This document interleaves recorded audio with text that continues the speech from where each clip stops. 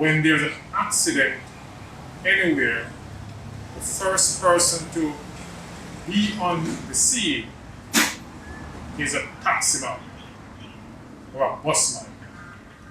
So we thought training them as first responders would be an excellent idea. This is our second to last workshop for the year, aimed at training transport operators to become first responders. When there's an accident anywhere, the first person to be on the scene is a taximan or a busman. So we thought training them as first responders would be an excellent idea. And we went about finding someone to work with us, and the British Caribbean Insurance Company was that group that came on board to assist us to carry through this training. The plan is to train 350 such operators for the year.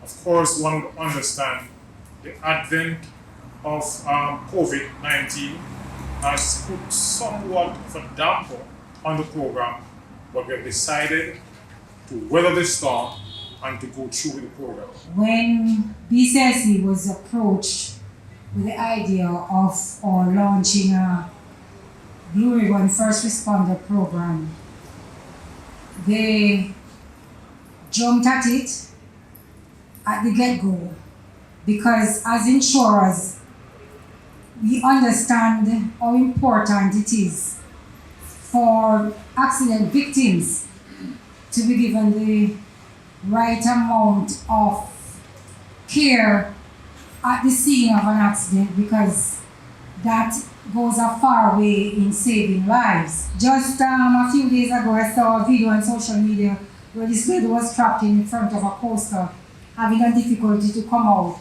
Now, if one of our first responders was there, then we know that she would get the proper assistance that she needs, and she would be removed without further bodily injury. Because one of the things we want to stress, when we talk about cutting down on road fatalities, we see COVID now as a strain on the health sector, but accident victims are also a big strain on the public purse, because saving apart from those who have lost their lives, and our condolences goes out to the families of those who have lost their lives thus far in road fatalities.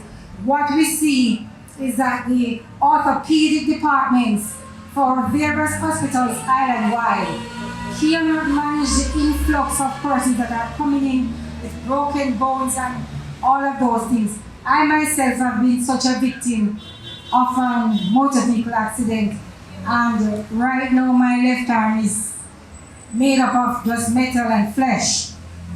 There are no bones in there. So I do understand how important it is to really get first-hand care, because when you don't get that first-hand care and you're mishandled, then the injury gets worse. So there's a further impact on your body. Everybody have this video and a video accidents, and so if they get that training, not if they get it, they already get the training then, that wouldn't come to mind. The first thing would come to mind is to try to help the person. We have also chosen as a group not just to focus on the victim response aspect of the program, but also to add some added things to the curriculum. And so we decided to include values and attitudes, and that is just how we deal with each other as commuters and operators. Person does have this thing to come out and jump in a taxi and say it's an operator. And so much people can make for the day, and it's not like that. But some of them, they have PPV and the driver's license, and they give them and say they want to make money. The vehicle defective, driver, you don't want to hear that right now, no. You want it's a month by Friday. I understand. A lot of things need to be dealt with. But a little by little, but this program is very good. I'm in a position where I can share the knowledge and the know-how to operate on the road according to the Road Traffic Act and the regulations. And the Road Traffic Act was implemented for safety for all the road users. We want our blue responders or taxi operators or bus operators to be reflective of what it is that we want to achieve by this transformation that TODSS is embarking on in trying to reform the sector, because too often we are told about how indisciplined we are, and while that may be true, we decided that as a group we need to do a bit of housekeeping. And so in this Blue Responders program we have chosen to include in the curriculum the values and attitudes.